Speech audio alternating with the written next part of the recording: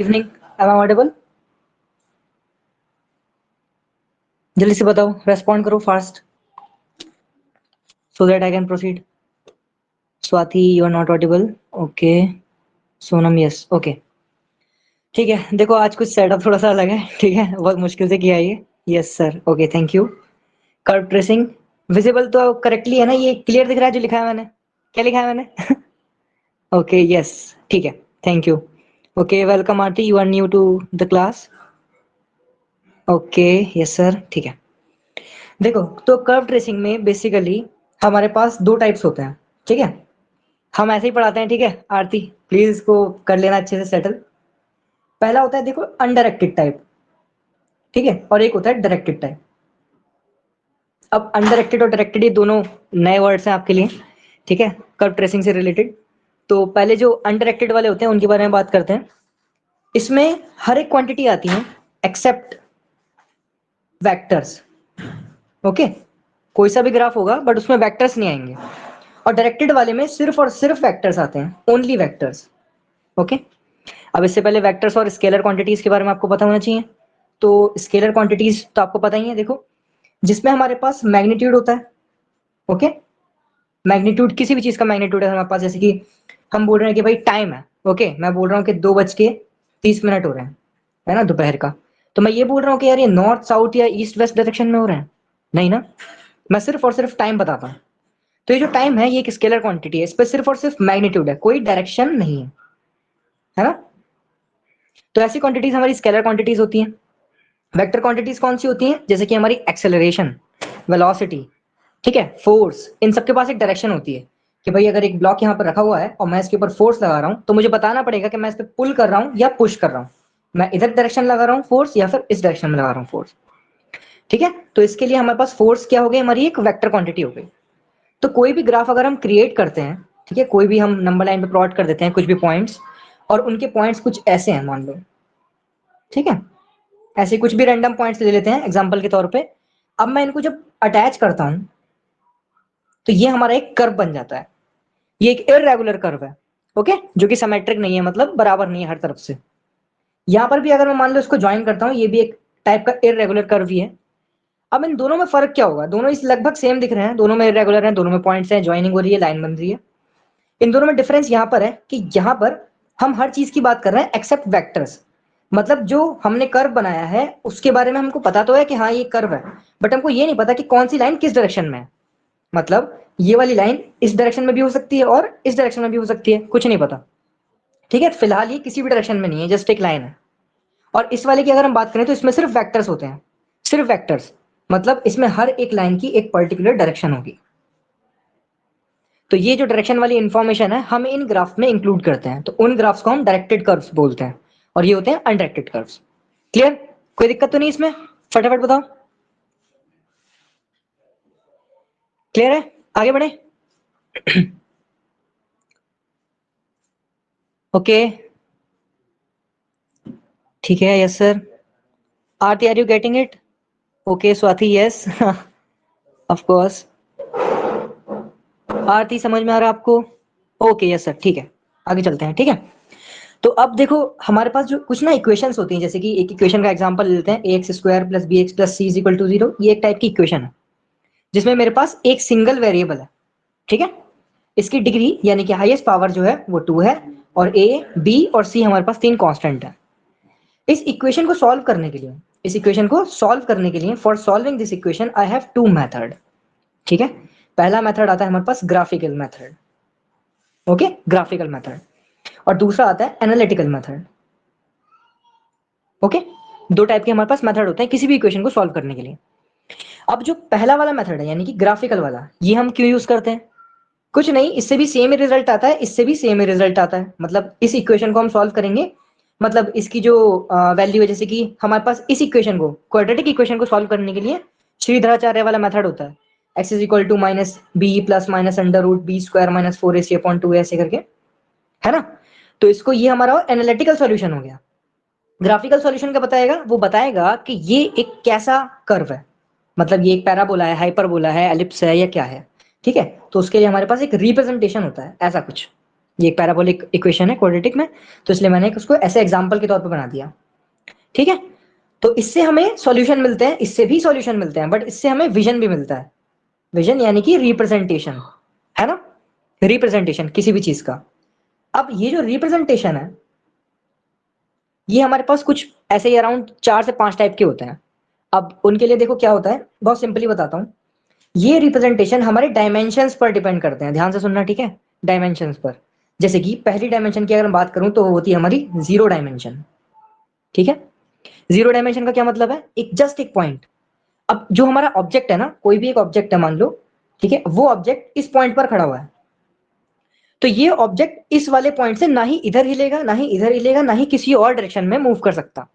तो इसको हम जीरो डायमेंशन बोलते हैं। ठीक है, ये जस्ट एक पॉइंट पे खड़ा रहेगा, ना इसके पास लेंथ है, ना इसके पास ब्रेथ है, कुछ नहीं है इसमें। दूसरी डायमेंशन आती है 1D, यानी कि जो नंबर लाइन हम बात करते हैं वो, अगर ये हमारा ओरिजिन है यानी कि जीरो, तो इधर होगा 1 2 3, इधर होगा -1 -2 -3। ये क्या हो गई, एक नंबर लाइन हो गई। ठीक है, जिसमें हमारे पास लेंथ है, सिर्फ लेंथ। ओके ना, तो ये हो गई हमारी 1 डायमेंशन, क्योंकि हम इसमें एक ही चीज के बारे में बात कर रहे हैं, तो ये हमारी रिप्रेजेंटेशन हो गई सेकंड डायमेंशन की, मतलब 1D की, first dimension. Okay, zero dimension then 1 dimension. Second dimension आपको मालूम ही है क्या होता है, एक्स और वाई दोनों प्लेन्स आ जाते हैं, एक्स और वाई यानी कि लेंथ और ब्रेथ दोनों चीजें आ जाती हैं किसी भी चीज की। ओके, जैसे कि अगर मैं इस पेपर की बात करूं, तो अगर मैं, क्योंकि इसकी थिकनेस देखो, इसकी थिकनेस बिल्कुल नेग्लिजिबली स्मॉल है ना, बहुत कम थिकनेस है, तो मैं बोल सकता हूं कि फिलहाल ये एक 2D है। ओके, लेंथ और ब्रेथ बस दो ही चीजें हैं इसके पास। ठीक है, नेक्स्ट आता है हमारे पास 3D। 3D आपको पता ही है क्या होता है, इसको एक बना के दिखा देते हैं छोटा सा। जैसे कि अगर ये हमारे पास हो गया, तो अगर मैं इसको ज्वाइन कर दूं एंड देन फिर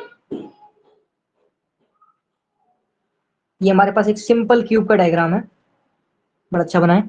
ठीक है, तो एक सिंपल क्यूब है, इसके पास हमारे पास क्या है, लेंथ है, इस पे ब्रेथ भी है, और इस पे हाइट भी है। ओके, तो इस पे तीन चीजें आ गई, तो इसलिए ये 3D हो गया। ओके, नेक्स्ट और फाइनल क्या आता है, फाइनल आता है 4D।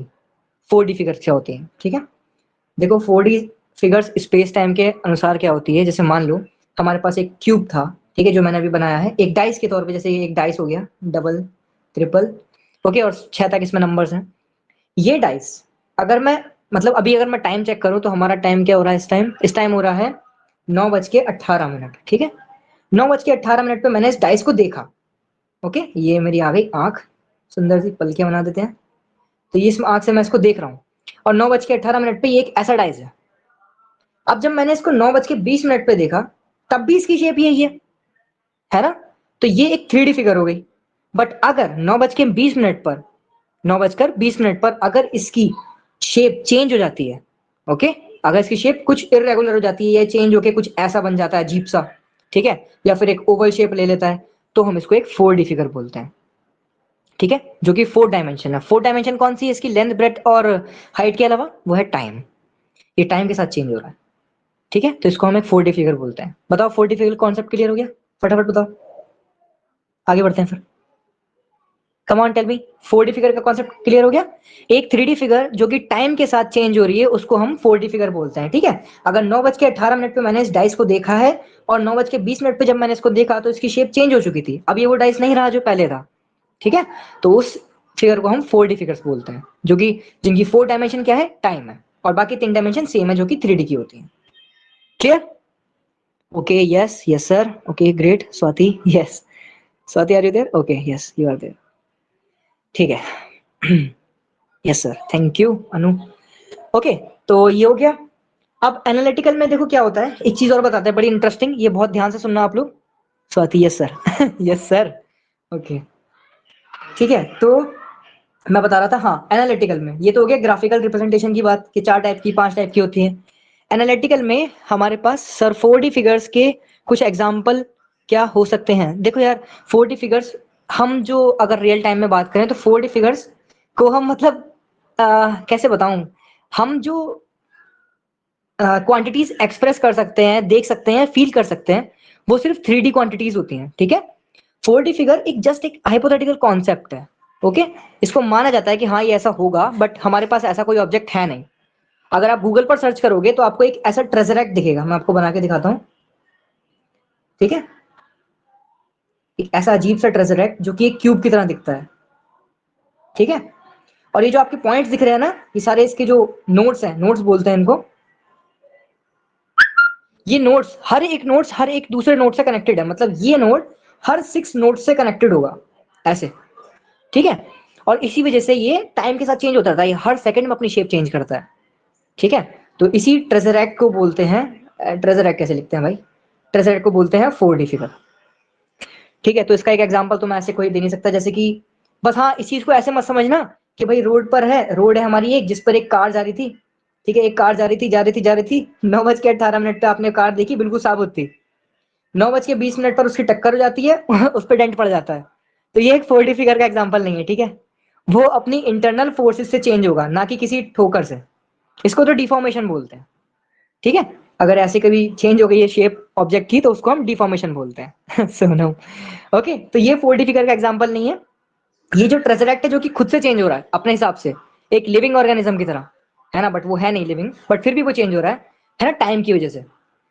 तो ये एक बहुत भारी टाइम का इफेक्ट है जो हम देख नहीं सकते रियल लाइफ में अपनी आंखों से। सो इसको बस एक हाइपोथेटिकल कॉन्सेप्ट की तरह समझ लीजिए, ठीक है। अब एक बहुत अच्छा प्रिंसिपल बताता हूँ। एनालिटिकल मेथड जो हम यूज करते हैं, तो हमारे पास दो चीजें होती हैं, लेफ्ट हैंड साइड और राइट हैंड साइड, ठीक है। अब इनमें क्या होता है देखो, मेनली लेफ्ट हैंड साइड में हम y को रखते हैं, और इधर कोई भी एक फंक्शन होता है x का, जैसे कि x², x+1, x+2 या समथिंग कुछ भी। अब जरा ध्यान से सुनना, ये जो x है और ये जो y है, ये दोनों एक वेरिएबल्स हैं, ठीक है। ये भी एक वेरिएबल है और ये भी एक वेरिएबल है। तो भाई इन दोनों में अंतर क्या है? इनमें अंतर ये है कि जो हमारा फर्स्ट वेरिएबल है यानी कि हमारा x, ये हमारा एक कॉज है, ध्यान से सुनना, ये एक कॉज है, ठीक है। और ये क्या है? ये है हमारा इफेक्ट। इसको जरा फिजिकल प्रिंसिपल के थ्रू समझते हैं, क्या मतलब है इन चीजों का।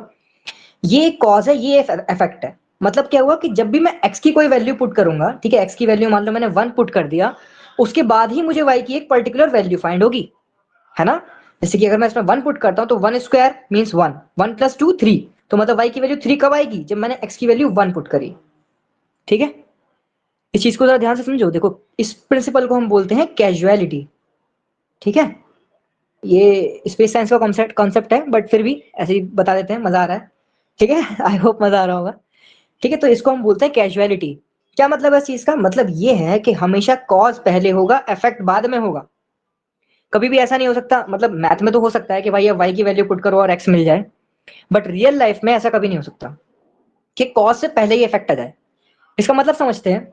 मतलब जैसे कि मान लो मैं एक कांच का, मेरे पास एक ग्लास है, ठीक है, वो एक टेबल पर रखा हुआ है, ओके। ये एक बढ़िया सी टेबल जिसकी पैर बहुत कमजोर है, भाई कभी भी गिर सकती है, ठीक है। तो इस टेबल पे एक हमारा ग्लास रखा हुआ है जो कि कांच का बना हुआ है। अब कोई आता है और गलती से इस ग्लास को गिरा देता है, ठीक है। ये ग्लास गिर जाता है और इसके टुकड़े टुकड़े हो जाते हैं कांच के, ठीक है। अब ये जो कांच के टुकड़े हैं इसको हम बोलते हैं इफेक्ट। और कॉज क्या हुआ? इस ग्लास को पुश करना, ठीक है। तो क्या हुआ, हमें कभी भी कांच के टुकड़े खुद से नहीं मिल सकते जब तक हमारा कॉज ना हो जाए, ठीक है। तो कॉज हमेशा रियल लाइफ में पहले आता है और इफेक्ट हमेशा बाद में आता है, ठीक है। फर्स्ट क्या आएगा? कॉज आएगा और उसके बाद ही हमारा इफेक्ट आएगा। इस चीज को ब्रेक करती है हमारी टाइम ट्रेवल की थ्योरीज, ठीक है, जिसके बारे में मतलब आपने काफी सुना होगा कि हाँ भाई पास्ट में जा सकते हैं, फ्यूचर में जा सकते हैं। देखो वो चीजें को मतलब निग्लेक्ट करने के लिए ये सारी चीजें होती हैं, कैजुअलिटी प्रिंसिपल को वो ब्रेक कर देती हैं। आप खुद सोचो, अगर मान लो कि चुप कर आया, आराम आराम से बोलो बोलो, रिकॉर्डिंग हो रही है, ठीक है। तो इसको हम रियल लाइफ के एग्जांपल से समझते हैं। जैसे कि हमारे पास मान लो एक टाइम ट्रेवल की मशीन आ जाती है भाई, टाइम ट्रेवल टीटी, ठीक है। तो अब ये मशीन से मैं क्या करता हूँ भाई, यहाँ पर मैं था, ठीक है, मेरे पास्ट में जो थे, पास्ट में ये है प्रेजेंट, अरे यार दोनों पीपी हो गए, प्रेजेंट, और एक है हमारे पास फ्यूचर, ओके। तो बड़ा ध्यान से सुनना, ठीक है, ये ग्राफ से थोड़ा सा रिलेटेड नहीं है बट फिर भी सुन लो, मजा आ रहा है। तो ये जो हमारे पास प्रेजेंट है, इस प्रेजेंट में मेरे पास एक टाइम मशीन आ गई, ठीक है, और इस टाइम मशीन से मैं फ्यूचर में चला गया। अब मैं जब फ्यूचर में चले जाता हूँ तो जरा ध्यान से सोचो, इस प्रेजेंट के बाद जो भी काम हुआ होगा, है ना, उस चीजों पर डिपेंड करता है ना हमारा सारा फ्यूचर, एक दूसरे चीज पर। जैसे मैंने यहाँ पे मान लो किसी से शादी कर ली भाई, किसी और से शादी कर ली, ठीक है, फिर 2 बच्चे हो गए, अब वो मेरे को फ्यूचर में दिख रहे हैं, है ना। तो अब मैं यहाँ से जाता हूँ और अपने फ्यूचर से मिल के आता हूँ। तो एक बात बताओ, जब तक मैंने ये चीजें नहीं करी, जब तक मैंने ये चीज की ही नहीं, क्योंकि मैं प्रेजेंट में उस टाइम, तो ये चीजें तो हो ही नहीं सकती ना। तो जब तक मैंने ये कॉज नहीं किया तब तक मैं इफेक्ट के पास कैसे जा सकता हूं? तो इसलिए हम बिना कॉज करे इफेक्ट के पास नहीं जा सकते, बिना कॉज करे हमें इफेक्ट नहीं मिल सकता, बिना एक्स की वैल्यू डाले हमें वाई नहीं मिल सकता। तो इसी वजह से ये कैजुअलिटी के प्रिंसिपल को ब्रेक कर देती है टाइम ट्रेवलिंग थ्योरीज जो भी होती है हमारी। इस वजह से हम बोलते हैं कि टाइम ट्रेवल पॉसिबल नहीं है। ये काफी चीज में पड़े हो गए, पेज चेंज करते हैं। ठीक है, बताओ समझ में आया सबको कैजुअलिटी कैसे होती है, वर्क कैसे करती है? फटाफट बताओ चलो, और मजा आ रहा है तो बताओ।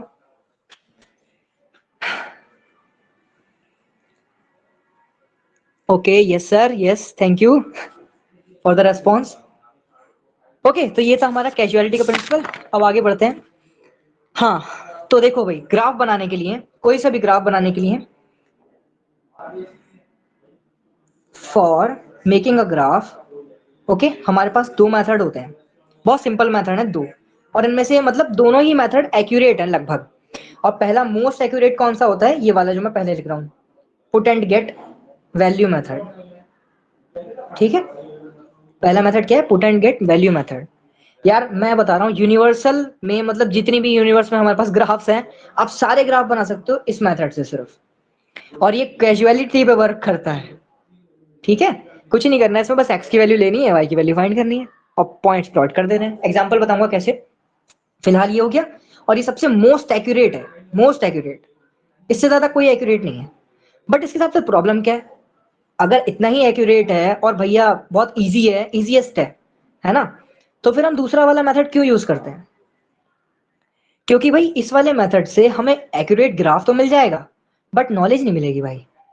ठीक है, हम चीजों को समझ नहीं पाएंगे, हम समझ नहीं पाएंगे कि शिफ्टिंग और कर्व कैसे होती है। ठीक है, हम समझ नहीं पाएंगे कि कैसे वर्टेक्स निकालते हैं, कैसे हम फोकस निकालते हैं, ये सब चीजें हम नहीं समझ पाएंगे। ठीक है, तो इस वजह से हमको ये सेकंड मेथड का यूज करना पड़ा। और सेकंड मेथड का नाम क्या है? Comparing method. सिंपली हमें इक्वेशंस लेनी है और कंपेयर करनी है। ठीक है, तो ये हो गया हमारा put and get value method. और इसका एग्जांपल देखो, स्टार्ट यहां से कर देते हैं। जैसे कि पहला एग्जांपल है हमारे पास y is equal to x, ये सबसे ज्यादा सिंपलेस्ट एग्जांपल है y is equal to x line का। ठीक है, इसमें हमारे पास क्या होता है? हमारे पास एक लाइन बनती है। अब उसको बनाने के लिए मैं क्या करूंगा? मैं करूंगा put and get value method का यूज। ठीक है, इसमें कुछ नहीं करना है, x की वैल्यू लेनी है, y की वैल्यू फाइंड करनी है। ऐसे करके एक डब्बा सा बना लेते हैं छोटा सा, राइटिंग में मत जाना, बहुत गंदी है हमारी। तो x की वैल्यू जैसे मैं 0 रख दूं, तो भाई जब x की वैल्यू 0 है तो y की वैल्यू कितनी आई? 0 ही आई। ठीक है, x की वैल्यू 1 रखी तो y की वैल्यू कितनी आई? 1 ही आई। ऐसे ही 2 से 2, 3 से 3। अब क्या करो, एक लाइन बना लो, ये हमारा हो गया प्लॉट। ठीक है, x एक्सिस एंड ये y एक्सिस। ओके, अब इस पर हमें क्या करना है? प्लॉट करना है पॉइंट्स। मतलब 0, जब ये यहाँ पे तो दोनों ही 0 होते हैं, x भी 0 है, y भी 0 है। यहाँ पर 1, ये हो गया 1। यहाँ पर 2, ये हो गया 2। यहाँ पर 3, ये हो गया 3। मैं फिर बोल रहा हूँ, इस वाले मेथड से आप कोई सा भी ग्राफ बना सकते हो, यहाँ के लॉग का हो या फिर हो एक्सपोनेंशियल फंक्शन, किसी का भी ग्राफ आप बना सकते हो। हाँ, एक कंडीशन है कि भाई दो ही वेरिएबल होने चाहिए, उससे ज्यादा नहीं। ठीक है, तो यहाँ पर मैंने एक बना लिया है। अब प्लॉट कैसे करना है? देखो, 0,0, 0,0 हमेशा यहाँ पर होता है। ये पॉइंट क्या है? 0,0, जिसको हम ओरिजिन बोलते हैं। ठीक है, ये पहला पॉइंट आ गया। ओके, क्वेश्चन है क्या? It would be straight line, या of course it would be a straight line, है ना। तो यहाँ पे हम put and get value method से क्या देखते हैं? पहला पॉइंट था हमारे पास ओरिजिन 0,0, दूसरा पॉइंट है 1,1, तीसरा पॉइंट है 2,2 और उसके अलावा 3,3। ठीक है, तो 2,2 कैसे? ये गया 2, ये गया 2, तो यहाँ पर ये दोनों मिल गए तो ये हो गया 2,2। ऐसे ही 1,1, 1,1। ऐसे ही नेक्स्ट इज 3,3। सबसे सिंपलेस्ट एग्जांपल है ये 3,3। तो ये अब जब आप पॉइंट्स को ज्वाइन करोगे, इन चारों पॉइंट्स को जब ज्वाइन करोगे तो आपको एक स्ट्रेट लाइन मिलेगी। और आप देखो, इसको देख के प्रेडिक्ट कर सकते हो कि हाँ यार, पीछे वाली लाइन भी कुछ ऐसे ही आने वाली है। ठीक है, ठीक है ना। तो ये आपकी, आप देख के बता सकते हो कि हाँ यार, ये पीछे वाली लाइन भी कुछ ऐसे ही आएगी। तो ये हो गई हमारी y is equal to x line. अब इसको याद कर लो कि हाँ यार, y is equal to x line origin से पास हो रही थी और ऐसे बन रही थी। ठीक है, अब जरा थोड़ा सा चेंज करते हैं। जैसे कि हमारा सेकंड एग्जांपल है y is equal to x plus two. X plus two होगा, फिर भी आप वही करोगे, एक्स और वाई की वैल्यूज लोगे। ठीक है, सिंपल है बहुत। जैसे कि एक्स की वैल्यू 0 रखोगे तो वाई की वैल्यू 0 रख के प्लस 2, यानी कि वाई की वैल्यू 2 ऐसे हो गई। 1 रखोगे तो 3, 2 रखोगे तो 2 प्लस 4। ओके, और ऐसे सो ऑन, ये आपकी चलता चला जाएगा। इनमें और इनमें फर्क क्या है? फर्क देखो जरा क्या है। यहाँ पे आपकी वैल्यूज का फर्क है। जैसे कि यहाँ पर 0 था आपका, ठीक है, 1 2 3 4, 1 2 3 और 4, 1 2 3 4 एंड 1 2 3 4। ओके, तो अब पॉइंट देखो जरा, पॉइंट पहला क्या है 0,2, मतलब x की वैल्यू तो 0 है, x की वैल्यू 0 है मतलब यहाँ पे कहीं होगी, और y की वैल्यू कितनी है 2, y की वैल्यू है 2, मतलब ये क्या हो गया, यहाँ पर आ गया हमारा पहला पॉइंट। ओके, पहला पॉइंट कहाँ पे आ गया, यहाँ पर आ गया हमारा पहला पॉइंट। ओके, दूसरा देखते हैं 1,3, 1,3, तो 1,3 मतलब 1 ये गया x और ये गया y, हमेशा इसको x, y की ही फॉर्म में पॉइंट्स प्लॉट करना, ठीक है, y, x नहीं। तो ये हो गया हमारा 1,3, यहाँ पे एक पॉइंट आ गया, यहाँ पे एक पॉइंट आ गया, ऐसे ही 2,4, 2,4, ठीक है, ये आ गया हमारा 2,4। तो ऐसे ही जब आप लाइन ज्वाइन करोगे 3 पॉइंट से और स्केल से नापोगे तो आपका बड़ा सही निकलेगा। इसे थोड़ा खिसका देते हैं, ठीक है, तो आपके पास ये लाइन बन जाएगी। तो ये हो गई हमारी y = x+2 की लाइन। ये जो हम बना रहे हैं, आपने देखा अभी आपको कितना एक्यूरेट रिजल्ट मिल रहा है, हर एक पॉइंट आपको दिखाई दे रहा है, बट अभी भी आपको नॉलेज नहीं है, क्योंकि हमारी जो जनरल इक्वेशन होती है लाइन की वो होती है y = mx+c। इसमें आपको स्लोप समझना है, इसमें आपको इंटरसेप्ट समझना है, ये क्या चीजें होती हैं हमको नहीं मालूम, ठीक है। तो इनको समझने के लिए हम दूसरा वाला मेथड यूज करते हैं। उससे पहले मैं एक चीज और दिखाना चाहूंगा आपको, जैसे कि शायद एग्जांपल में दिख जाए। जैसे कि हमने अभी y = x की बात करी थी, ऐसे ही अगर आप मान लो y = -x की बात करते हो तो क्या बनता है, ठीक है, it should be a straight line too, but फर्क क्या होगा, पहले हमारे पास ऐसे बनी थी, अब की बार हमारे पास ऐसे बनेगी, ठीक है, ऐसे करके हमारी ये लाइन बन जाएगी। आप पॉइंट्स प्लॉट करके देख सकते हो, जैसे कि x और y में है ना, कि x की वैल्यू 0 है तो भाई ये 0 देगा, तो पहला पॉइंट यहाँ पर आ गया। अगला अगर मैं 1 रखूं x की वैल्यू, तो यहाँ पर -1 मिलता है, ठीक है, तो x का वैल्यू अगर मैं 1 रखूं तो y का वैल्यू -1 मिलता है, यानी कि ये पॉइंट 1, -1 है ना भाई। तो ऐसे करके हम प्लॉट कर सकते हैं। ऐसे ही अगर मैं 2 रखूं तो मुझे क्या मिलता है, -2 मिलता है, तो ये आ गया मेरा अगला पॉइंट। तो ऐसे करके मैं पॉइंट्स को प्लॉट कर सकता हूँ, ठीक है, और इससे मेरे को ये वाली लाइन मिल जाएगी। तो अब याद कर लिया आपने भाई y = x और y = -x में कैसा बनेगा, y = x पे ऐसा बना था, ठीक है, और y = -x पे ऐसा बना था। ओके, अभी आपको ये भी नहीं मालूम कि यार ये एंगल कितना है, ये एंगल कितना है, कुछ नहीं पता हमें, वो हम आगे जाके देखेंगे, ठीक है। ओके, सो ये हो गया। अच्छा, इसका एक और एग्जांपल ले सकते हैं, जैसे पुट एंड वैल्यू मेथड का। y = अगर x² लेते हैं, मान लो ये एक पैराबोलिक फंक्शन है, ठीक है, तो इसमें भी हम क्या कर सकते हैं, इसमें भी वही चीज पॉइंट प्लॉट कर सकते हैं, जैसे कि x और y की वैल्यूज 0 रखूंगा तो 0 मिलेगा, 1 रखूंगा तो 1 मिलेगा, बट 2 रख के 4 मिल रहा है ना। x का वैल्यू जैसे ही 2 हुआ हमारे पास 4 मिला, 2 का स्क्वायर 4, तो y का वैल्यू 4, ऐसे ही 3 रखूंगा तो 9 मिलेगा, ठीक है। ऐसे ही जब हम माइनस वाली वैल्यूज रखते हैं तब भी हमें पॉजिटिव चीजें ही मिलती हैं, जैसे कि अगर हम -1 रखूं तब भी 1 ही मिलेगा, -2 रखूं तब भी +4, और -3 रखूं तब भी +9 ही मिलेगा, ठीक है।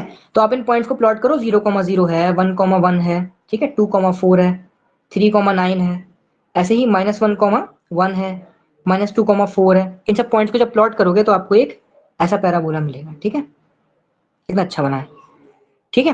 तो ये हमारी हो गई 0,0 वाला पॉइंट, ये हो गया हमारे पास देखो 1,1, ये आ गया, ये हो गया हमारा 1, -1 है ना, ये -1,1 ऐसे। तो ये चीजें हमको मिलती हैं जब हमने x की वैल्यू -1 रखी इसमें, तो -1 का स्क्वायर हो गया जो कि 1 मिला, ठीक है, y का वैल्यू 1 आ गया, तो ये हो गया -1,1, ठीक है। ऐसे करके आप सारी वैल्यूज यहाँ पे प्लॉट कर सकते हो और आपका फिर से बन जाएगा।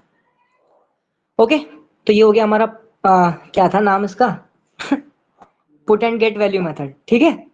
तो अब नेक्स्ट वाला पढ़ते हैं। अब हमारे पास मेन मेथड आता है जिसमें से हमको सब कुछ पता चलेगा कि हाँ भाई स्टार्ट कैसे होता है, कैसे ग्राफ की शिफ्टिंग हो जाती है, ठीक है। हम एग्जांपल्स देखेंगे और आपको पता भी नहीं चलेगा कब हमने ग्राफ को शिफ्ट कर दिया, ठीक है। मैं दिखाता हूँ कैसे। पहले लाइन से स्टार्ट करना पड़ेगा क्योंकि यार सबसे बेसिक चीज वही है। तो देखो, पहला हमारा सेकंड मेथड था कंपेयरिंग, ओके, तो इस मेथड को स्टार्ट कर रहे हैं।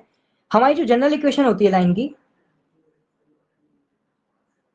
है ना, वो होती है हमारी y = mx+c, जैसे मैंने ये बताया था, और इसमें इसको हम बोलते हैं टेंजेंट एट अ पॉइंट, या फिर हम इसको बोलते हैं स्लोप, या फिर हम इसको बोल सकते हैं steepness, steepness of the curve. 5-6 नाम है इसके, कट्टा भर के नाम है इसके, ठीक है। ये हमारे पास एक वेरिएबल और ये भी हमारे पास एक वेरिएबल है, बट दोनों में अंतर क्या है मैंने अभी बताया था, दोनों में ये डिफरेंस है कि ये हमारा है इफेक्ट और ये क्या है हमारा कॉज, ठीक है, ये हो गया हमारे पास कॉज, और ये क्या है हमारे पास स्लोप और क्या कहते हैं इंटरसेप्ट, ठीक है, इंटरसेप्ट। तो ये है हमारा इंटरसेप्ट। अच्छा, इंटरसेप्ट क्या होता है, ये आपको एग्जांपल देखने से पता चलेगा क्या होता है। बेसिकली मैं बता दूं कि इंटरसेप्ट जस्ट एक पॉइंट है जहां से हमारी किसी भी एक्सिस पर हमारी लाइन या कोई भी ग्राफ कट करेगा। तो ये हमारा इंटरसेप्ट हो गया, ये हमारा इंटरसेप्ट हो गया, ठीक है। बेसिकली लाइन में इंटरसेप्ट जो होता है वो ये और ये डिस्टेंस होता है, दोनों सेम ही होते हैं, ठीक है। अच्छा, अब आगे क्या कर सकते हैं, पहले जरा स्लोप समझने का जरा हम कोशिश करते हैं, ठीक है। तो पहले एक एग्जांपल देखते हैं। अभी हमने देखा था y is equal to x. अच्छा, ये जो टेंजेंट मैंने लिखा है अभी अभी m, है ना, टेंजेंट एट अ पॉइंट, इसका मतलब ये भी होता है कि m का जो वैल्यू है वो tan थीटा के बराबर है। क्या मतलब हुआ भाई इसका, मतलब ये है कि जो भी हम कर्व या जो भी हम लाइन बनाएंगे, ठीक है, वो कितने डिग्री पर है ये भी बताएगा साथ में। ये जो m है ये हमको ये समझाता है कि ये जो लाइन है ये कितने डिग्री पर है, ठीक है। जैसे पर्टिकुलर अगर मैं y इज इक्वल टू इसकी बात करूं x की, तो इस वाले ग्राफ में अभी अभी हमने देखा था कि हमारी जो लाइन बन रही थी वो कुछ ऐसी बन रही थी, ठीक है। तो इसको जरा हमारी इस वाली इक्वेशन से कंपेयर करके देखो, ठीक है, कैसे, y is equal to x लिखा हुआ है, इसको जरा ऐसे लिखो y is equal to 1 time x, कोई दिक्कत तो नहीं है, सिर्फ 1 से मल्टीप्लाई है। अब इसको मैं ऐसे भी लिख सकता हूँ +0, अभी भी कोई दिक्कत नहीं है। अब जरा इसे कंपेयर करके देखते हैं y is equal to m x plus c से, ठीक है। इक्वेशन है क्या, 45 डिग्री, एक्सलेंट ठीक है। तो हमारे पास इंटरसेप्ट कितना है, 0। इंटरसेप्ट 0 मतलब, यार ये देखो जरा ध्यान से देखो इस लाइन को, क्या ये किसी भी एक्स एक्सिस या वाई एक्सिस पे कट किया है, नहीं किया, ये सिर्फ ओरिजिन पर कट किया है। इसका मतलब क्या है कि इसका इंटरसेप्ट जो है वो 0 है, अभी भी सी का जो वैल्यू है वो 0 है। इस वजह से ही इस वाले ग्राफ में ये कोई भी लाइन पर ना ही यहाँ कट किया है, ना ही यहाँ या ना ही यहाँ कट किया है, ठीक है। तो इसका मतलब ये है कि हमारे इस वाले ग्राफ में इंटरसेप्ट 0 है। अच्छा, अब इस 1 का मतलब क्या है, मैंने बताया अभी भी ये क्या है हमारा स्लोप है, तो 1 का मतलब क्या हुआ, स्लोप, जिसको मैंने अभी बताया वो है tan थीटा। अब जरा मुझे आप लोग बताओ कि भाई tan थीटा 1 कब होता है, इतना हम लोगों ने पढ़ा होगा, ठीक है। tan थीटा 1 होता है, अभी सोनम ने बताया 45 डिग्री पर, यानी π/4, ठीक है, 45 डिग्री या फिर π/4 रेडियन, ओके। ये हो गया डिग्री, ये हो गया रेडियन। तो ये चीज है भाई। तो मतलब क्या पता चला इससे हमें, नॉलेज क्या मिली, नॉलेज ये मिली कि हमारी जो ये वाले ग्राफ बन रहा था जो मैं अभी वैल्यू वैल्यू पुट करके बना के आया था, ये पता चला कि पहली बात तो इंटरसेप्ट 0 है इसके साथ, ठीक है, इंटरसेप्ट हमारा 0 है। दूसरी बात ये पता चली इंटरसेप्ट इज 0। दूसरी बात ये पता चली कि यार ये 45 डिग्री पर है, अब पता चला मुझे, तो पहले पता ही नहीं था, ठीक है। तो ये हमारा कितना हो गया, हमारा जो एंगल है वो है हमारा 45 डिग्री। तो ऐसे करके हमें चीजों के बारे में नॉलेज पता चलती है, ठीक है। अब एक और अच्छा सा एग्जांपल लेते हैं इसका, ठीक है, इससे ज्यादा बेहतर क्योंकि अब देखो आपको ये तो समझ में आ गया कि भाई ये 45 डिग्री है, ठीक है। अच्छा, एक और एग्जांपल जैसे कि अगर मैं y is equal to x upon √3 लेता हूं, तो क्या हमारी tan थीटा की वैल्यू √3 कहीं पे होती है क्या, ये 1/√3 होती है बताओ, हेलो ओके, दोनों होती हैं, ओके। तो चलो मुझे बताओ कि फिर हमारी जो, जैसे कि अब मैं देखो इसको कंपेयर करने की कोशिश करूंगा, ठीक है, जनरल इक्वेशन से। तो जनरल इक्वेशन से कंपेयर करूंगा तो ये हो जाएगा 1/√3 टाइम्स एक्स प्लस 0, है ना, y is equal to m x plus c, ठीक है। तो हमारी जो m है यानी कि स्लोप है उसकी क्या वैल्यू है, 1/√3, ठीक है। अभी जो 1/√3 है ये वैल्यू हमारी कब होती है, tan थीटा की, कौन बताएगा, कितने एंगल पर हमारा tan थीटा जो होता है वो 1/√3 होता है कम ऑन यार, आंसर लिखो यार तुम लोग। स्वाति 30 डिग्रीज, ओके ग्रेट, ठीक है। तो मतलब इसका क्या पता चल रहा है हमको कि भाई हमारा जो थीटा है वो 30 डिग्री है, मतलब जो भी हमारी लाइन फॉर्म हो रही है इस वाले ग्राफ से वो कैसी होगी, वो 30 डिग्री पर होगी। अच्छा, यहाँ पर कोई इंटरसेप्ट नहीं है, इसका मतलब क्या है कि ये ओरिजिन से ही पास हो रही है ना, और पहले के मुकाबले ये अब 30 डिग्री पर है, ठीक है। ऐसे ही आप बता सकते हो कि यार ये जो स्लोप है हमारा कैसे कैसे करके ये वेरी करेगा, ठीक है। जैसे पहले 45 डिग्री था, अभी 30 डिग्री हो गया है, और ऐसे ही ये कम बढ़ती हो सकता है, ठीक है। तो ये हो गई स्लोप की बात। अब जरा इंटरसेप्ट समझते हैं, ठीक है। आई होप आपको समझ में आ गया होगा। बताओ आप तीनों में से किसी को डिफिकल्टी तो नहीं है अभी तक, स्लोप में आरती, इज दैट क्लियर?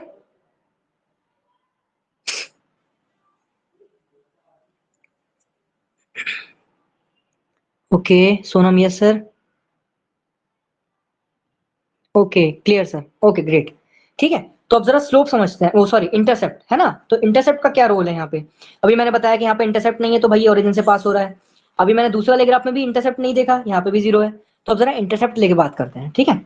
अब देखो इसको बहुत अच्छे से समझना कि मैं दो एग्जाम्पल बताऊंगा आपको इंटरसेप्ट के, ठीक है? एक सेकेंड। हाँ, तो हम दोनों को साथ में देखेंगे। y is equal to x plus c, y is equal to x minus c, ठीक है? y is equal to x plus c, y is equal to x minus c, दो हमारे पास एग्जांपल्स हैं। दोनों को बनाने का जब ट्राई करते हैं, ठीक है? तो इसमें आप जरा ध्यान से समझो, ठीक है, क्या होता है। हमने y is equal to x का ग्राफ अभी भी पढ़ा था जहां पे कोई भी इंटरसेप्ट नहीं था, है ना? हमने अभी भी y is equal to x का ग्राफ पढ़ा था जहां पे कोई भी इंटरसेप्ट नहीं था, ठीक है? तो हमारी कैसी लाइन बन रही थी? ऐसी ओरिजिन से पास होते हुए लाइन बन रही थी। मैं डॉटेड दिखा देता हूँ उसको, ऐसी ये बन रही थी, ओके? अच्छा, सेकंड वाले में भी यही सीन था। जब y is equal to x हमने फॉर्म किया था तो एक डॉटेड लाइन में बना देता हूँ, हमारी ऐसे करके बन रही थी। बट अब डिफरेंस क्या है? अब यहाँ पे प्लस सी आ गया और यहाँ पे हमारा माइनस सी आ गया, ठीक है? तो प्लस सी की वजह से क्या होता है? प्लस सी की वजह से, ध्यान से सुनो, हमारा जो y है, ठीक है, y पोर्शन पर हमारा c आ जाता है। जहां पर पहले ओरिजिन पे था y हमारा, अब ये c टाइम्स शिफ्ट हो जाता है। ये यहां से यहां तक का वैल्यू c होगा और लाइन हमारा कुछ ऐसे शिफ्ट हो जाएगा, ठीक है? मतलब क्या हुआ, यहां से लेके यहां तक की जो दूरी है ये हमारी c है, इंटरसेप्ट है, ओके? और ये हमारी शिफ्ट हो गई। कहां से? हमने ओरिजिन पर से ये पूरे ग्राफ को उठा के शिफ्ट कर दिया। कितना शिफ्ट कर दिया? c टाइम्स शिफ्ट कर दिया, ओके? अगर आप बात करो यहाँ पर सर ये कट हो रहा है तो फिर ये कितनी दूरी होगी? कमाल की बात ये है कि ये भी c ही है, ओके? ये भी c ही है फिलहाल, ओके ना? तो ये हमारा हो गया शिफ्टिंग। अच्छा, फिर इसमें क्या होगा? सर हमने जो प्लस सी लिया था तो हमारा ग्राफ ऊपर शिफ्ट हो गया, माइनस सी लेंगे तो ग्राफ नीचे शिफ्ट हो जाएगा, ठीक है? तो ये हो गया हमारा माइनस सी। क्यों? क्योंकि देखो y is equal to minus c, y is equal to plus c. Plus c था इसलिए ऊपर शिफ्ट करवा दिया, माइनस सी है तो नीचे शिफ्ट करा दिया, ठीक है? ये हो गया माइनस सी, यहां से यहां तक की दूरी। करेक्ट? इंटरसेप्ट का मतलब समझ में आया कैसे ये ग्राफ को शिफ्ट करवाता है? ऐसे ये ग्राफ को शिफ्ट करवाता है, ठीक है? यहां से यहां तक की दूरी जो होगी वो भी हमारी सी ही होगी। बताओ, समझ आया भाई?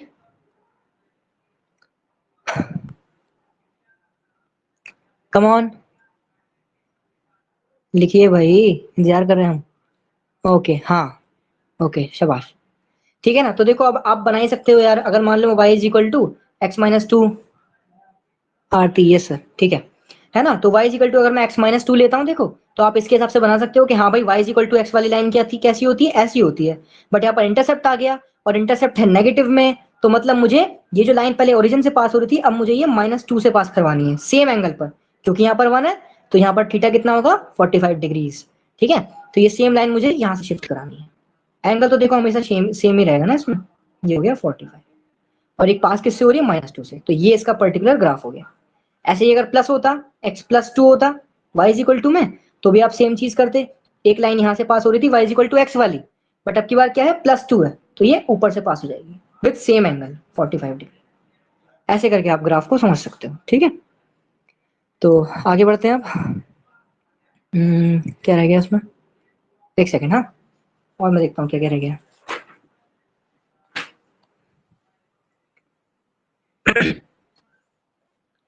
अच्छा, अभी आपने देखा था कि भाई मैंने एक ग्राफ बताया था y is equal to minus x, है ना? तो y is equal to minus x वाले से भी देखो आप कंपेयर करके देख लेते हैं एक बार फिर। तो ये हो गया y is equal to minus one times of x plus zero. y is equal to minus x वाली लाइन मैंने बताई थी अभी, याद करने के लिए कैसी बनी थी? वो बनी थी कुछ ऐसी, है ना? ये थी हमारी माइनस एक्स वाली, ठीक है? और इंटरसेप्ट इसमें है नहीं, जीरो है, इसलिए ये ओरिजिन से पास हो रही है, ओके? तो अब फर्क क्या आ गया? माइनस वन का फर्क आ गया भाई। माइनस वन क्या है? हमारा टेन थीटा है, और टेन थीटा की वैल्यू कितनी है? Minus one. यानी कि Sonam, your mic is on, I can't hear you, wait wait, हाँ।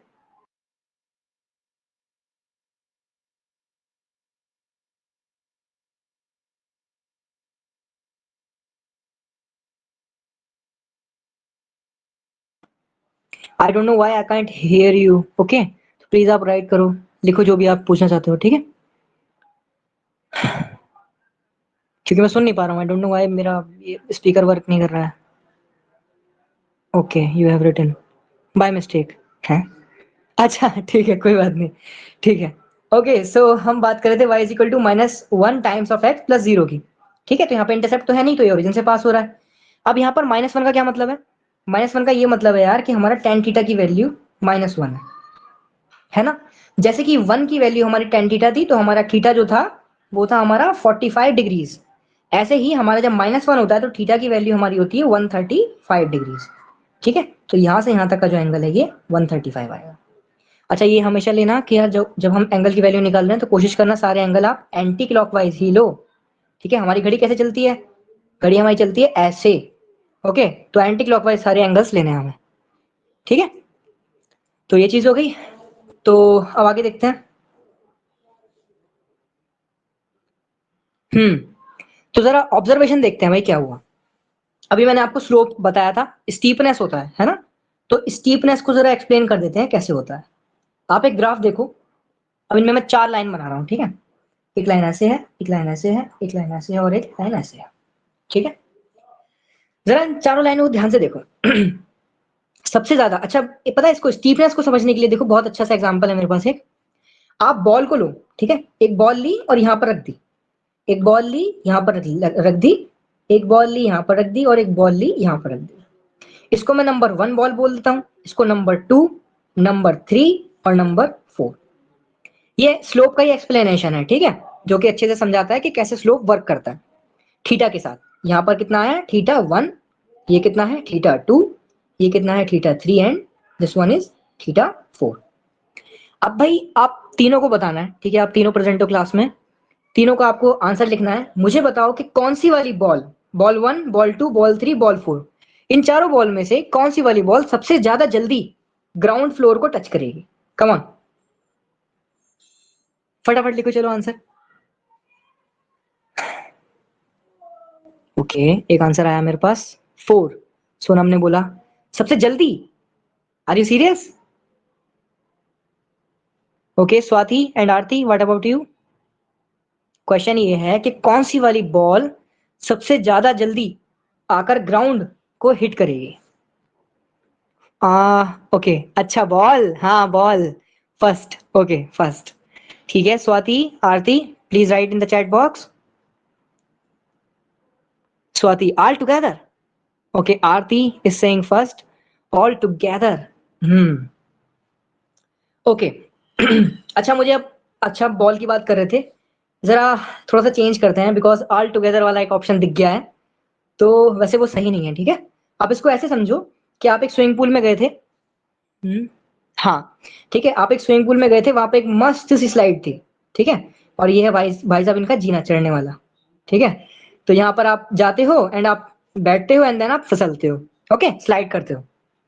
आप मुझे ये चीज समझाओ, अगर ये वाली स्लाइड, ये क्योंकि इस टाइम ये ऐसी है, ये जो स्लाइड है ये इस टाइम ऐसी है, अगर ये स्लाइड ऐसी होती तो क्या आप नीचे आ पाते? अगर ये स्लाइड ये वाली होती तो क्या आप जल्दी नीचे आ पाते? आई डोंट थिंक, है ना? आप जल्दी नीचे नहीं आ पाते इस वाली स्लाइड से। इसी वजह से हमारी स्लाइड्स कैसी बनाई जाती हैं? ऐसी बनाई जाती हैं, जिससे कि आप जल्दी नीचे आओ, ज्यादा वेलोसिटी से नीचे आओ, है ना? So all together was incorrect, I think first, okay great, ठीक है, you are getting it now. तो फर्स्ट वाला ऑप्शन हमारा करेक्ट है। अब बताओ इसका इसका क्या कहते हैं, रीजन क्या है? इसका रीजन ये है कि जो हमारा फर्स्ट वाला बॉल है ना, वो सबसे ज्यादा स्टीप कर्व पर है। ये है हमारा मोस्ट स्टीप कर्व। अगर मैं स्टीपनेस की बात करूं तो हमारे कर्व जो हैं वो कैसे हैं? फर्स्ट वाला सबसे ज्यादा स्टीप, उसके बाद सेकंड, उसके बाद थर्ड एंड उसके बाद फोर्थ, ठीक है? तो ये चीज आप ध्यान रखिएगा कि जैसे जैसे हम एंगल बढ़ाते हैं वैसे वैसे स्टीपनेस बढ़ती है, मतलब थीटा को इंक्रीज करेंगे तो स्लोप भी बढ़ेगा। ये हमारी कंक्लूजन है, ठीक है? ओके ना?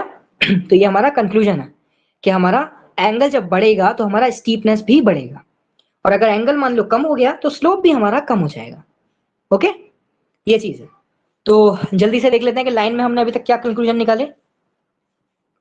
ओके, कंक्लूजन ये है हमारे पास। पहला कंक्लूजन ये कि अगर थीटा बढ़ा तो स्लोप भी बढ़ जाएगा, है ना, थीटा घटा तो मतलब स्लोप भी घट जाएगा। ओके, दूसरा कंक्लूजन ये है कि हमारे पास जब पॉजिटिव सी था तो हमारा कर्व जो था शिफ्ट अपवर्ड्स, है ना, upwards, okay, with distance c, है ना, और अगर माइनस सी होता तो हमारा curve shift downwards, okay, with distance c. तो ये चीज है हमारे पास, ठीक है, ये हमारी ऑब्जर्वेशन थी। अब नेक्स्ट ऑब्जर्वेशन, ओके सर वो ग्रेविटी के अकॉर्डिंग भी, ग्रेविटी के अकॉर्डिंग बोल रही हैं, फिजिक्स पर यहाँ वे फिक्स है, सो वो गलत हो जाएगा ना, वेट फिक्स है। देखो यार, अगर वेट फिक्स है तब भी वो चीज नहीं होगी, स्टीपनेस तो मैटर करती है ना। हम इस टाइम ग्रेविटी को कंसिडर कर रहे हैं, देखो ग्रेविटी हर किसी पे सेम लगती है, ओके, ग्रेविटी हर किसी पे सेम लगती है, बट डिपेंड भी तो करता है ना कि आप खड़े कहाँ पर हो। ये जो हमने अभी ग्राफ दिखाया आपको, अगर आप ग्रेविटी की बात कर रहे हो तो देखो मैं एक और एक्सप्लेनेशन देता हूँ आपको, ये दोनों सेम है, यहाँ पर सेम बॉडी है, दोनों के पास वेट W है, ओके, बट जरा ध्यान से देखो, क्योंकि ये वाली जो बॉडी है ये ज्यादा हाइट पर है, ज्यादा स्टीप है इसका कर्व, इस वजह से इसमें पोटेंशियल एनर्जी बहुत ज्यादा हाई होगी, क्योंकि वो कितना होती है, mgh होती है, हाइट आती है यहाँ पे, ठीक है। इसके कंपैरिजन में इसकी जो पोटेंशियल एनर्जी है वो भी mgh होगी, बट इसकी हाइट के मुकाबले ये कम होगी, तो ये कम अपनी पोटेंशियल एनर्जी, थोड़ी सी पोटेंशियल एनर्जी को ही काइनेटिक एनर्जी में कन्वर्ट कर पाएगी, बट ये ज्यादा को कर पाएगी, ओके। दोनों के पास सेम वेट है वो बात ठीक है, बट हाइट के डिफरेंस की वजह से अभी भी इसकी काइनेटिक एनर्जी जो कि हाफ mv² होती है ना, वो हाई होगी, काइनेटिक एनर्जी हाफ है, अब 1/2 तो ग्रेटर हो नहीं सकता, मास बढ़ेगा नहीं, तो फिर वेलोसिटी ही हाई होगी ना, इट मीन्स अभी भी यही वाली चीज जो है वो पहले ग्राउंड फ्लोर पर आएगी, ओके, ये वाली बाद में आएगी according to physics, okay. Next हमारे पास क्या था, प्लस m और माइनस m। अभी आपने देखा कि हमारे पास जब y is equal to mx plus c में पॉजिटिव स्लोप था तो हमारा ग्राफ कैसा बनता है भाई, इसको चीज को अच्छे से देख लो, ऐसे बनता है, ठीक है, और जब नेगेटिव स्लोप होता है तो हमारा ग्राफ कैसा बनता है, ऐसे बनता है। अगर लाइन में आपको ये दो स्लोप याद है तो आप बाकी सारे ग्राफ्स खुद ही बना सकते हो, ठीक है। तो ये हो गया हमारा इधर तक का खत्म, लाइन में यही था कंक्लूजन सर, ये सारा हो गया, हाँ हाँ हाँ हो गया, ठीक है। और ये जो आपने अभी इंटरसेप्ट के साथ गेम देखा ना, कि कैसे हम यहाँ पर इंटरसेप्ट को पॉजिटिव और नेगेटिव करके अपने ग्राफ को शिफ्ट कर देते हैं, इसी को हम बोलते हैं शिफ्टिंग ऑफ कर्व्स, ठीक है। आपके पास अभी बहुत सारे आएंगे, ये सिर्फ अभी लाइन की बात है, पैराबोला, हाइपरबोला, एलिप्स में भी ये होता है कि उनके सेंटर्स, उनके वर्टेक्स को शिफ्ट कर दिया जाता है, ठीक है। यहाँ पर पॉजिटिव सी से शिफ्ट हो रहा है, वहां पर भैया कुछ ए बी या फिर एच और के से शिफ्ट होता है, ठीक है। तो ये चीज है। टाइम क्या हुआ है, 54। ओके, आई थिंक मेरे को यहीं पे स्टॉप करना चाहिए अभी, ठीक है, जस्ट बिकॉज सब लोग अवेलेबल भी नहीं है और स्वाति भी काम वाली मैम है भाई, ठीक है। तो चलते हैं, अब कल मिलेंगे, कल नहीं आई थिंक परसों शायद, ठीक है। अच्छा, इसमें एक चीज और समझ लो बस छोटी सी, कि जब वन वेरिएबल वाली लाइन आती है, ओके, वन वेरिएबल, जैसे कि मान लेते हैं कि हमारे पास जो मतलब कर्व आता है ना, वन वेरिएबल का कैसे, जैसे x इज इक्वल टू मान लो कोई एक नंबर है, okay, x is equal to 2 या कुछ भी, तो इस चीज को बहुत अच्छे से समझो कि ये भी एक कर्व है, इसमें भी दो वेरिएबल हैं असल में देखा जाए तो, ये एक नंबर है नो डाउट, ये 2 3 कुछ भी हो सकता है, ये है हमारा x, y कहाँ पर है, y हमारा कहाँ पर है एक्चुअल में। इस बारे में हम क्या करते हैं, इसमें आप खुद कंसिडर कर लो कि y का वैल्यू खुद जो है वो चेंज हो रहा है, ठीक है। y की मैं कोई सी भी वैल्यू रखूं, y की मैं कोई सी भी वैल्यू रखूं, x हमारा हमेशा 1 a रहेगा, तभी आप अगर चीज को अगर आप समझ गए तभी आप जाके इनका ग्राफ बना सकते हो। ये है बहुत सिंपल कि भाई x की वैल्यू क्या है, a से यहाँ तक की a वैल्यू हो गई तो x की वैल्यू है कि लाइन बन गई, x is equal to a, line complete. But जरा इसको ध्यान से समझो इस चीज को, ठीक है।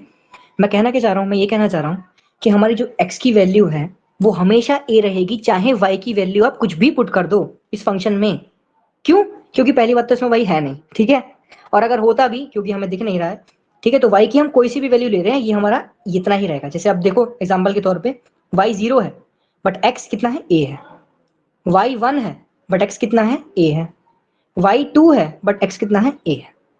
तो इस चीज को अच्छे से समझो, ठीक है, क्या समझना है कि भाई हमारी x की जो वैल्यू है वो हमेशा हमारी a रहेगी, y की हमारी कोई सी भी वैल्यू हम ले लें, ठीक है। तो ऐसे ही जैसे कि y is equal to a है, सेम टू सेम ऐसा फंक्शन बनेगा, ये आ गया a। ओके, इसका मतलब क्या हुआ, इसका मतलब x की कोई सी भी मैं वैल्यू पुट कर दूं, y की मेरी वैल्यू हमेशा a ही रहेगी, ये आ गया हमारा y is equal to a, ठीक है। Okay, Aarti is back, I think थोड़ा और पढ़ाना चाहिए फिर, ठीक है, सॉरी स्वाति। ओके, तो ये था हमारा वन वेरिएबल का। अब चलो पैराबोला पे जाते हैं। पैराबोला बहुत ही सिंपल है, बहुत सिंपल है सच में, ठीक है। बस एक छोटा सा एक कार्टून सा देख लेना मेरा।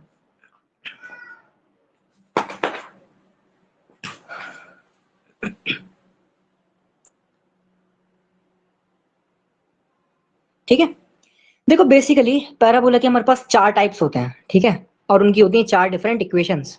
बस उनको याद करने का एक छोटा सा तरीका है, वो मैं आपको बता दूंगा अभी। पहले मैं चारों इक्वेशन लिख देता हूँ जो कि बहुत ही बेकार सी दिखती हैं।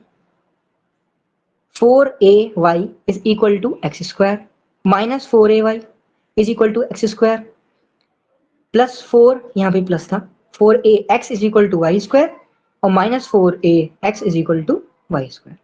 ये हमारी चार इक्वेशंस होती हैं जो पैराबोला को डिफाइन करती हैं। इसको जरा और सिंपल बनाने के लिए मैंने कुछ इनको अलग तरीके से लिख लिया है, ठीक है, क्योंकि यार देखो ये जस्ट एक कांस्टेंट है ना, ये एक कांस्टेंट है, इसके होने ना होने से ज्यादा फर्क नहीं पड़ता। जैसे मान के चलते हैं, अगर मैं इस वाले की बात करूं, ठीक है, अगर मैं 4ay is equal to x square की बात कर रहा हूं, तो देखो इसका ग्राफ कुछ ऐसा बनेगा, ओके। और ये जो आपके पास 4a है ना, ये कांस्टेंट बताता है कि आपका ग्राफ कितना ज्यादा पतला या फिर कितना ज्यादा मोटा होगा। जैसे कि अगर मान लो यहाँ पे a की वैल्यू में 2 रख दूं, ठीक है, तो ये हो जाएगा 8y is equal to x square, ठीक है, मतलब आपका जो ग्राफ होगा वो और ज्यादा पतला हो जाएगा ऐसा, ठीक है। बट बनेगा हर किसी में यही चीज, बनेगा हर किसी में ऊपर की साइड ही, ओके। तो इसलिए मैंने अभी जरा थोड़ी देर के लिए इसको जरा भूल जाओ, 4a को सिर्फ माइनस और वाई, माइनस और एक्स पर ध्यान देते हैं। और मैंने इन इक्वेशन को थोड़ा ट्रांसफॉर्म कर लिया, जैसे y is equal to x square में, ध्यान से देखो, y is equal to x square minus y is equal to x square, ठीक है, x is equal to y square और minus x is equal to y square, ठीक है। अब इन चारों को बनाने का तरीका क्या है, बहुत सिंपल है, ध्यान से देखना। मैं एक बंदा बना रहा हूँ, ठीक है, ये हमारे पास एक अंकल है जो आपको समझाएंगे कि ग्राफ कैसे बनते हैं, ठीक है, किसके, पैराबोला के। तो इनके पास कुछ नहीं है दिखाने के लिए, बस इनके पास दो हाथ हैं, ठीक है, वो दोनों हाथ देखना है इनके आप। जैसे कि अगर ये दोनों हाथ आपके इधर की साइड जाते हैं, इधर, ठीक है, उंगलियां उंगलियां कुछ नहीं इनकी फिलहाल, ठीक है। No fingers. तो यहाँ पर हमारे पास एक अंकल है जो कि बताते हैं कि हमारा ग्राफ कैसा होने वाला है। इनके हाथ ऊपर की साइड जा रहे हैं, जरा ध्यान से देखो, सिर्फ हाथों पे ध्यान दो, ठीक है। ये जो हाथ है इनके, ये किधर जा रहे हैं, अगर मैं एक पॉजिटिव मतलब हमारा वो बनाता हूँ नंबर लाइन, तो ये क्या है, ये है पॉजिटिव एक्स, ये है नेगेटिव एक्स, ये है पॉजिटिव वाई और ये है नेगेटिव वाई। तो अंकल के हाथ जा रहे हैं, अगर अंकल को मैं यहां बिठाऊं तो अंकल के हाथ जा रहे हैं पॉजिटिव वाई डायरेक्शन में, पॉजिटिव वाई डायरेक्शन में, ठीक है। तो मतलब क्या है, एक ऐसा ग्राफ जिसमें सिंगल वाई पॉजिटिव हो, सिंगल वाई पॉजिटिव जरा देखो किसमें, सिंगल वाई होना चाहिए और पॉजिटिव होना चाहिए, विदाउट पावर, है ना, पावर तो नहीं है ना इसके पास कोई भी। तो भाई यही वाला ग्राफ दिख रहा है मुझे, तो किसी और को दिख रहा है तो बताना, कोई और, ठीक है। तो आप समझ लो कि भाई इसको बनाना कैसे है। हमारे पास अंकल हैं, ठीक है, इनके हमें हाथ देखने हैं, ऊपर गए, मतलब पॉजिटिव वाई किस में आता है, y is equal to x square में, ठीक है। अब इनको जरा उल्टा कर देते हैं, ये आ गए, अब इनके दोनों हाथ नीचे की साइड जा रहे हैं, यानी कि नेगेटिव वाई डायरेक्शन में। नेगेटिव वाई डायरेक्शन मतलब minus y is equal to x square, ठीक है, मतलब वाई के अलावा तो एक्स ही होगा ना यार, और दूसरी साइड तो वैसे भी स्क्वायर चल ही रहा है, हर एक इक्वेशन में दूसरी साइड एक्स स्क्वायर है या फिर वाई स्क्वायर है।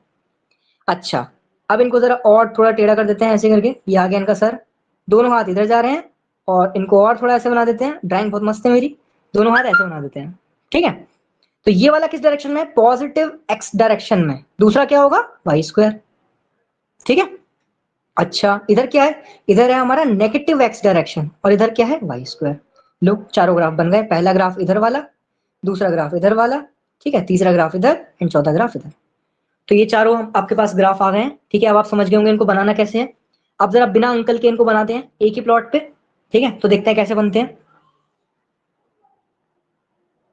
ये हो गया हमारा पहला, ओरिजिन से होते हुए ये हो गया दूसरा, ये हो गया तीसरा, और ये हो गया हमारे पास चौथा ग्राफ, ठीक है।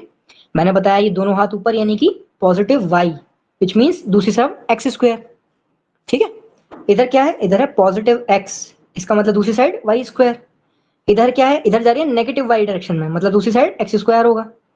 और इधर जा रही है नेगेटिव एक्स डायरेक्शन में, मतलब इधर क्या होगा, वाई स्क्वायर होगा। ओके, चलो बताओ अंकल की बात समझ में आई इतनी देर तक? Aarti, Anu, Sonam, come on respond करो यार। ओके, सोनम हैव लीव, आ जाएगी अभी। Are you getting it Aarti?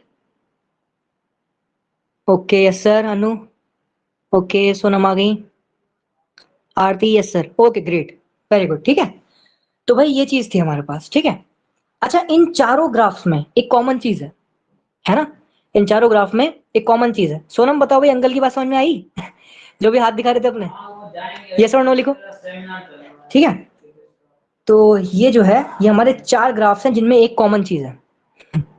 Yes okay, ठीक है, तो एक कॉमन चीज क्या है? कॉमन चीज ये है भाई कि इन चारों का जो वर्टेक्स होता है, एक पैराबोला का हमेशा एक वर्टेक्स होता है भाई। ठीक है, जिससे ये पास हो रहा है, क्या बोलते हैं इसको, वर्टेक्स। और ये जो वर्टेक्स होता है, इसका एक बहुत ज्यादा महत्वपूर्ण कार्य है, आगे बताएंगे। तो ये फिलहाल जो हमारा वर्टेक्स है, ये ओरिजिन पर है। ओरिजिन क्या होता है भाई, 0,0 पॉइंट। ठीक है ना, 0,0 पॉइंट। तो मतलब हर एक पैराबोला जो है हमारा, उसका वर्टेक्स 0 पर है यहाँ। अच्छा, तो क्या हम सिर्फ वही ग्राफ पढ़ेंगे यार जिसमें सर क्या कहते हैं, हमारा जो वर्टेक्स है वो ओरिजिन पर होगा? नहीं, ऐसा कुछ नहीं है। ठीक है, हम आगे भी पढ़ सकते हैं। उसके लिए हमने एक स्टैंडर्ड इक्वेशन बनाई है। ठीक है, अब जरा उस स्टैंडर्ड इक्वेशन को देखो। ठीक है, वो स्टैंडर्ड इक्वेशन क्या है?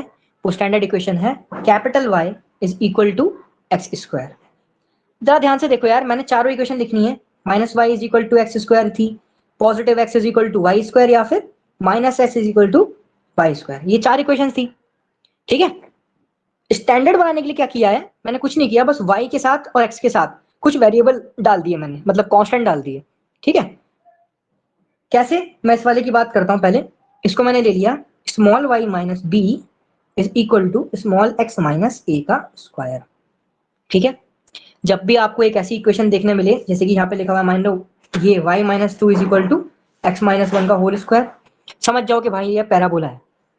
ठीक है, ये एक पैराबोला है, क्योंकि देखो पहली बात तो यहाँ पे स्क्वायर आ गया। ठीक है, स्क्वायर देख के भी समझ जाना कि हाँ पैराबोला बनने वाला है। ठीक है, अच्छा अभी वन और टू क्या बताते हैं, या फिर मैं बोलूँ ए और बी क्या बताते हैं? ए कॉमा बी जो है वो है हमारा पॉइंट ऑफ वर्टेक्स। ठीक है, क्या मतलब हुआ इसका?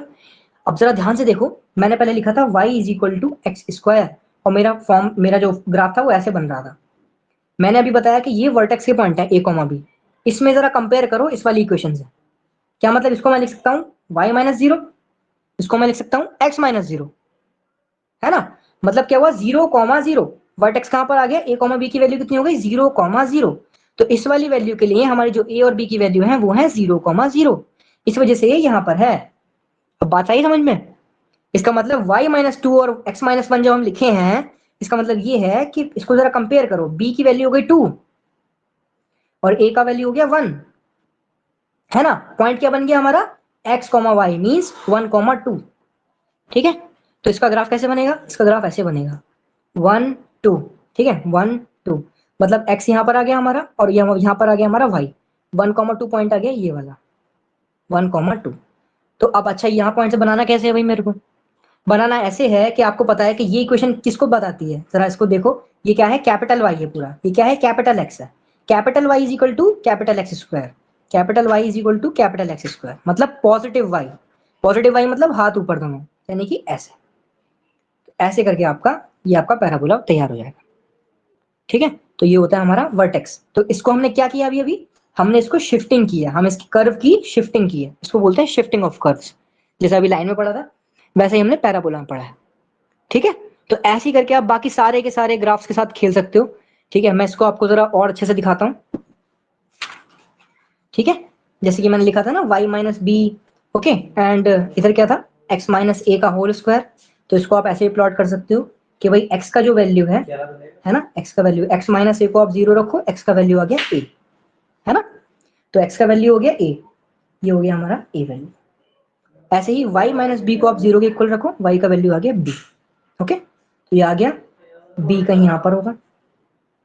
ठीक है, तो ये हो गया हमारा पॉइंट, ये पॉइंट आ गया हमारा ए कॉमा बी का। और अब जरा इसको कैपिटल वाई की तरह देखो, ये है कैपिटल वाई और ये क्या है कैपिटल एक्स का स्क्वायर। तो पॉजिटिव वाई मतलब हाथ ऊपर, यानी कि इस पॉइंट के साथ ये ऊपर चले जाएंगे। ऐसे करके आप हर एक ग्राफ को फॉर्म कर सकते हो। ठीक है बच्चों, समझ में आ रहा है बताओ? ठीक है, शिफ्टिंग समझ में आई? फटाफट बताओ।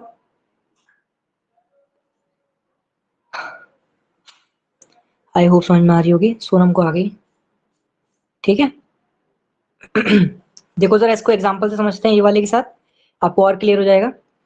ठीक है, आपने देखो ये चीज मालूम है आपको कैसे होती है, ये क्या है, इस माइनस को मत छेड़ना यार कभी भी। ठीक है, इस माइनस को कभी मत छेड़ना, ये आपको बताता है कि ग्राफ कैसा होगा। इस पूरे x माइनस टू को कैपिटल x की तरह ट्रीट करो, माइनस बाहर है ही। इस पूरे y प्लस फोर को कैपिटल y की तरह ट्रीट करो और स्क्वायर ऊपर है ही। क्या बन गया ये, minus x is equal to y square. इसको देखते ही समझ जाओ, माइनस एक्स यानी कि इधर वाली डायरेक्शन, मतलब पैराबोला कैसा बनेगा, ऐसा बनेगा। ठीक है, पर आपको ये नहीं पता कि यार वर्टेक्स कहाँ पे होगा, ये तो ओरिजिन पे हो नहीं सकता क्योंकि यहाँ पॉइंट रखे हैं।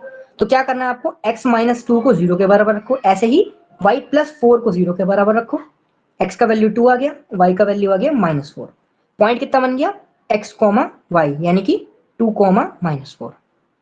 Okay, two comma minus four, तो two comma minus four plot करो जरा।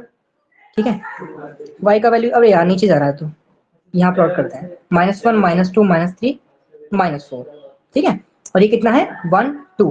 ओके, तो ये हो गया आपका point two comma minus four, to comma minus four. और ग्राफ कैसा बनना था, ऐसा।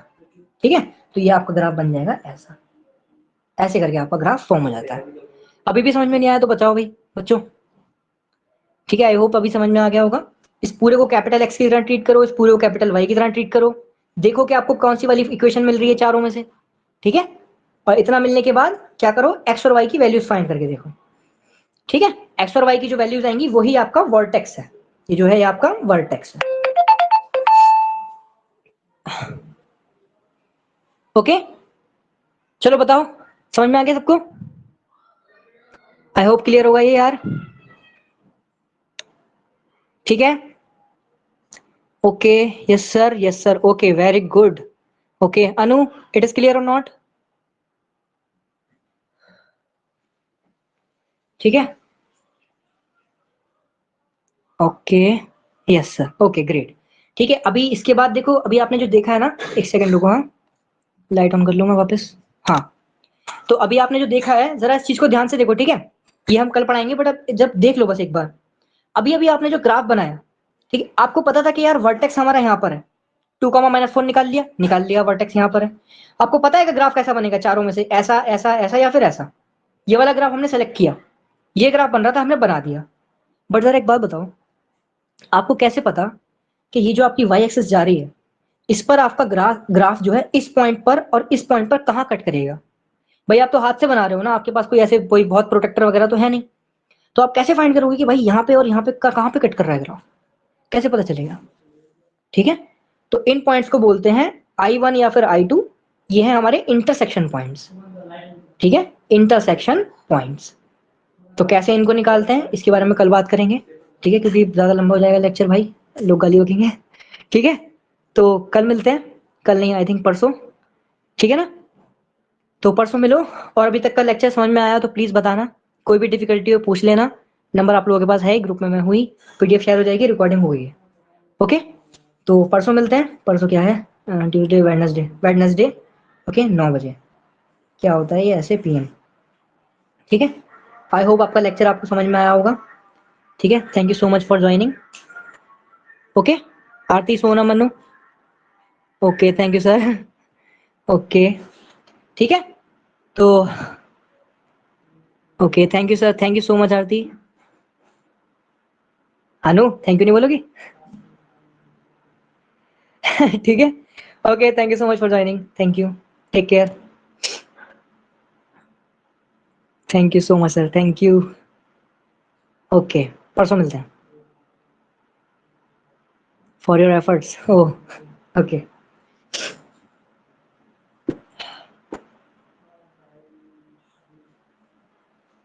Bye sir, bye.